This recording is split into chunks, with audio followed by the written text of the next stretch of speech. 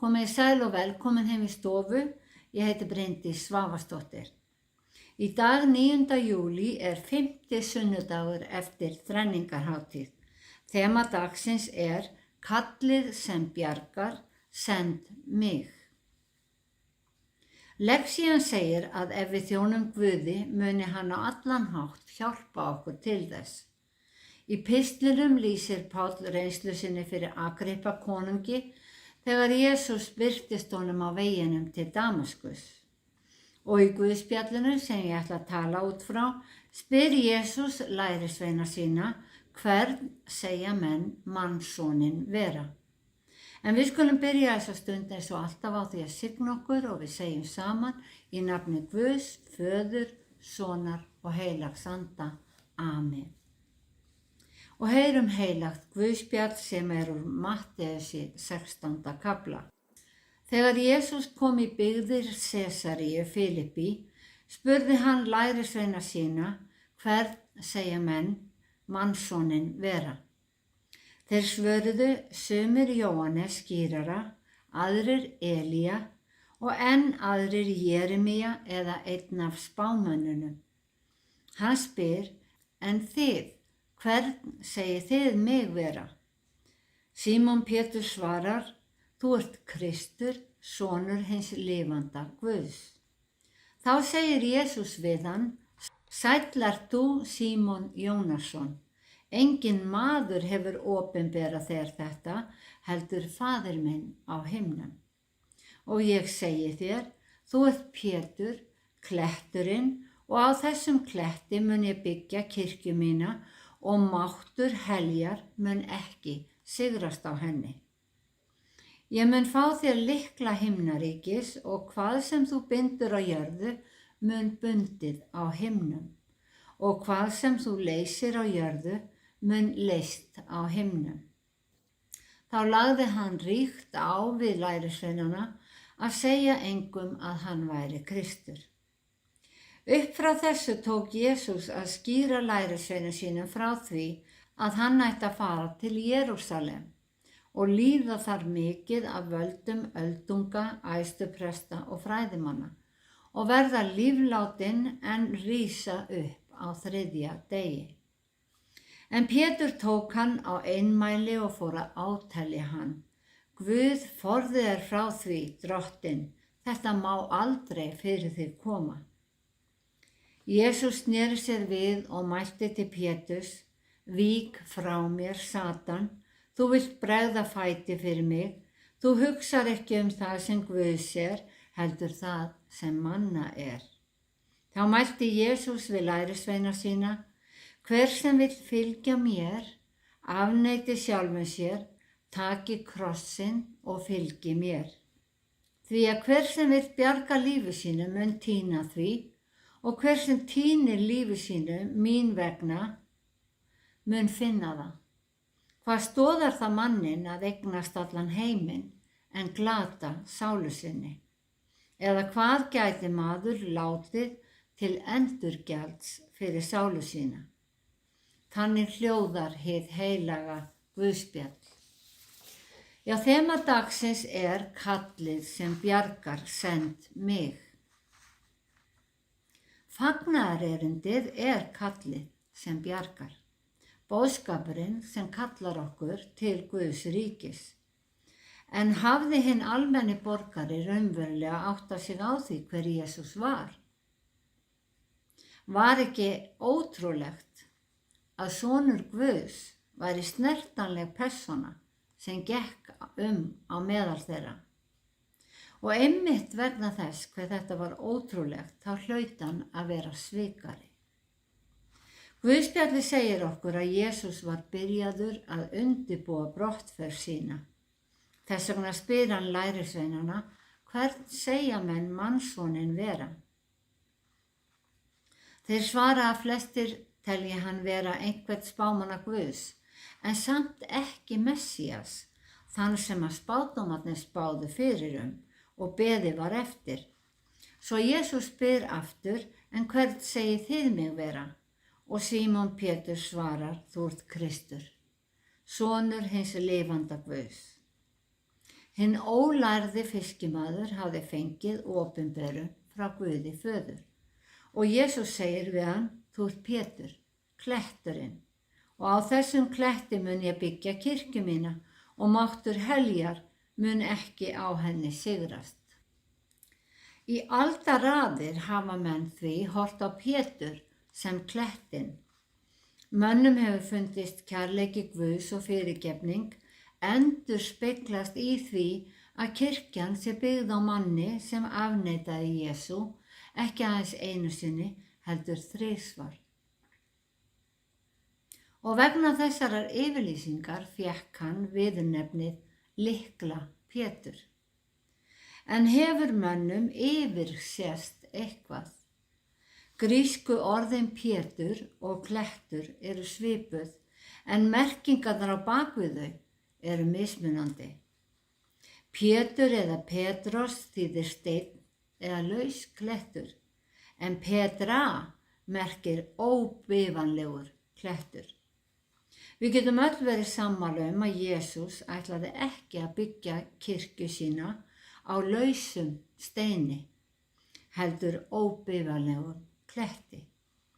Samkvæmt þessum skilgreiningum er Pétur því ekki kletturinn sem Jesús talar Svo hver þá raunverulega merkingin í orðum Jesú? Á hverju ætlaði hann þá að byggja kirkju sína? Hugtakið á bakvið gríska orði Petra eða klettur er einnig að finna í Gamla testamentinu. Þar er það ekki notað yfir menn eða mann, aðeins fyrir Guð. Og ef við höldum okkur við samhengið, þá er það játning Péturs. Þú ert Kristur, sonur lifanda Guðs, það eina sem getur táknað klettinn. Hinn bjargfasta trú hans að Jesús væri sonur Guðs og játning til Guðs er það eina sem máttur heljar getur ekki sigrað.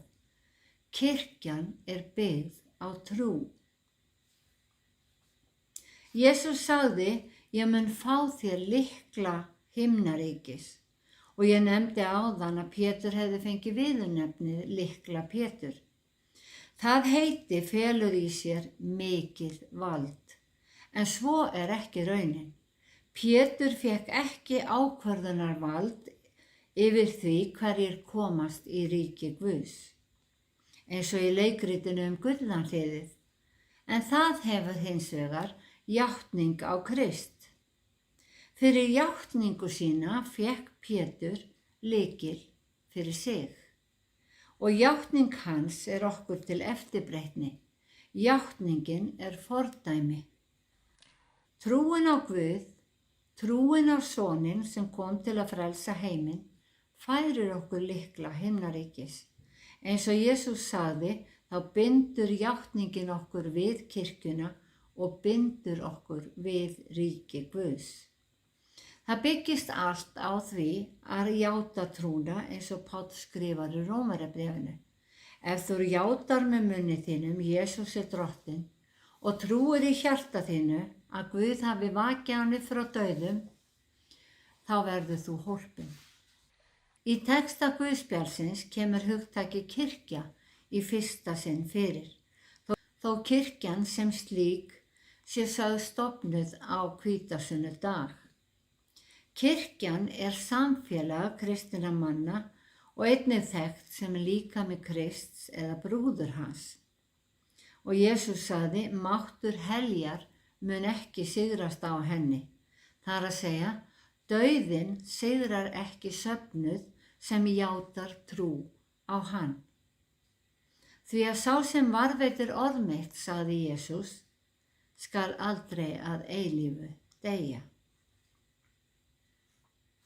Lærisveinarnir höfðu sannfærst að Jesús væri sá sem spámennirnir hefðu spáð og beðið var eftir.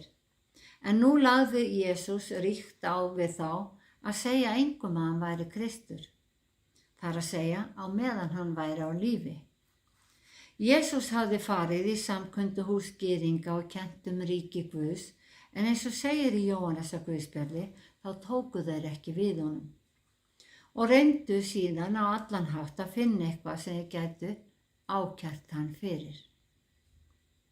Þegar hér er komið við sögu er Jesús ekki aðeins að undirbúa lærisveinana fyrir brottför sína, heldur er hann einnig að undirbúa þá fyrir þjónustu eftir hans dag. Og á þessum tímapunkti var ekki rétti tíminn til að lýsa því yfir að Jesús væri sonur Guðs. Það gæti komið til árástra milli hinna vantrúuðu gyðinga og þeirra sem tóku trú á Krist. Nú lá leiðin til Jerúsalem, hans biði þjáning, dauði á krossi og upprisa á 3. degi. Pétri fannst þetta óhugsandi og hann skildi ekki að þetta var eina leiðin til frelsunar. Hann mótmælti og Jesús sagði, vík frá mér Satan. Nafnið Satan merkir andstæðingur og viðbrögð Péturs voru mótmæli, rétt eins og Satan hefði talað. Satan vildi bregða fæti fyrir Jesú, aftra því að hann færi á krossin og hindra hann í að frelsa heiminn. Eftir dauða Jesú biði lærisveinana verkefni sem tæki á. Að afneita sjálfum sér er að gera það sem rétt er fremur en það sem er auðveldast að gera. Að taka upp krossin er að halda út þrátt fyrir fyrirlitningu, þjáningu eða jafnvel að verða píslarvottur vegna nafns hans. Að fylgja honum þýðir að lifa eins og hann lifði, þar að segja í kærleika til allra manna. Jesús hvatti alla til að hugsa fram fyrir þetta líf, hafa kjark til að játa trúna og halda fast í hana þrátt fyrir allt mótlæti til að bjarga sálu sinni. Ekkert í þessum heimi er svo verðmætt að það sé þess virði að glata sálinni fyrir það. Og þegar upp er staðið getur aðeins sálin verið eilíf. Allt annað eyðist. Já, þema dagsins er kallið sem bjargar og svarið sem Guð vill heyra er, hér er ég, send mig. Fagnaðarerindi Jesú er kallið og því þurfum við að svara með játningu sem er byggð á bjargfastri trú á Guð. Páll skrifar í 1. Korinthubréfi, Jesús er kletturinn og í Efesusbréfinu skrifar hann, þeir eru bygging sem hefur að grundvelli postulana og spámennina, en Jesú Krist sjálfan að hyrningasteini. Jesús er okkar trausta undirstaða eins og börnin syngja í barnasálminum, Jesús er bjargið sem byggja má á. Og Jesú var gefið allt vald á himni og jörðu. Páll skrifar í Galatabréfinu að það sé ekkert annað fagnaðarerindi en fagnaðarerindi Krists. Og á þessu fagnaðarerindi sem kristallast í játningu Péturs er kristin kirkja byggð og boðskapurinn úreldist aldrei. Því Kristur var og er hinn sami aldir alda. Drottinn blessi þig og varðveiti þig. Drottinn láti sína ásjónu lýsa yfir þig og sé þig náðugur. Drottinn upplyfti sínu augliti yfir þig og gefi þig frið. Í Jesú nafni, amen.